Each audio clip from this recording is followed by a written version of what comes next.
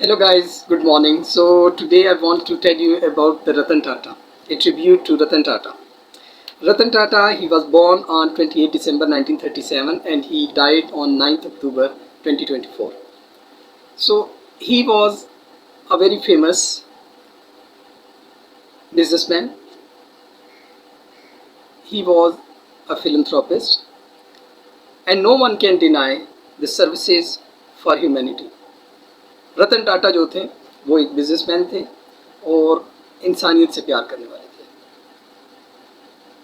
उनका business Asia से लेके Europe, all over the world, सारी दुनिया में उनका बिजनेस था।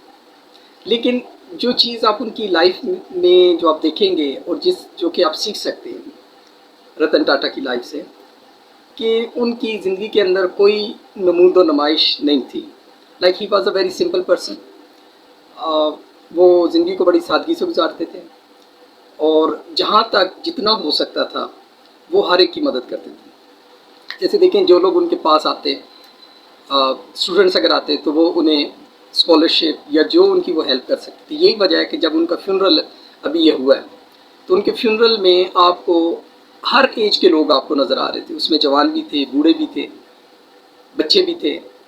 हर एक आदमी उनकी मौत से, उनकी डेथ पे गमज़दा था और हर एक ये फील करता था कि हमारा कोई फैमिली मेम्बर चला गया।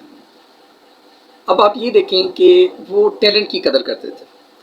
जो उनका जो पर्सनल सेक्रेटरी था या जो उनके बहुत नज़दीक था वो था शांतु नेडो। तो उसको वही वॉज जस्ट क्वाइट यंग। मेरे ख्याल में उनकी सारी जो फर्म में या उनके ऑफिस में जो एक मोस्ट यंगेस्ट शायद पर्सन जो था और हाईएस्ट पोस्ट पे जो था जनरल मैनेजर, वो शांतु नेडो था। अब शांतु नेडो को आप देखें कि वो उसके साथ बिल्कुल यानी उसके भी वर्ड्स मैंने जो देखे और फिर मैंने जो स्पीचेस जो सुनी हैं तो उन सारे वर्ड्स में और स्पीचेस में यही है कि लव फॉर ह्यूमैनिटी। तो वही आप देखें वो अपने असिस्टेंट्स को कैसे ट्रेन करते हैं, शांतु नेडो उसके साथ कैसे अटैच है, और जब उनकी फ्यूनरल होता है तो लोगों ने कैसे रिस्पेक्टफुली उनको एक ट्रिब्यूट के साथ उनको फेयरवेल उनको कहा, द लास्ट फेयरवेल।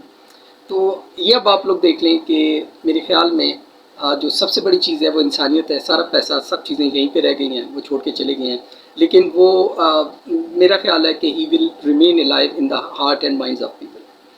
देखिए, एक बार प्रिंस चार्ल्स ने उन्हें जब वो प्रिंस थे, नाउ इज़ अ किंग, तो वो उन्हें एक अवार्ड देना चाहते थे।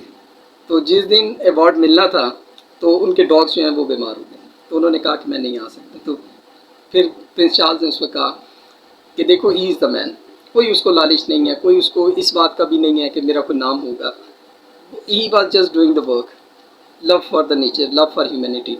तो ये सारी बातें थी। तो मेरे ख्याल में पैसा, सब चीज़ें एक ये दुनिया में रहने वाली चीज़ें हैं, तो ये चीज़ हम सब उनसे सीख सकते हैं और ह्यूमैनिटी का हम लोग ख्याल करें, इस नेचर का हम लोग ख्याल करें, तो मेरे ख्याल में एक लाइफ बेहतर हो सकती है। और उनका कोई ड्राइवर नहीं था या वो अपने साथ ड्राइवर नहीं रखते थे, तो देखिए उन्हें कोई डर भी नहीं था, no security, he was moving without security. तो अब आप ये भी देख लें कि $1 बिलियन वो अपने पीछे छोड़ के गए। सो मेरे ख्याल में it's a good example for all of us. Have a good day, thank you.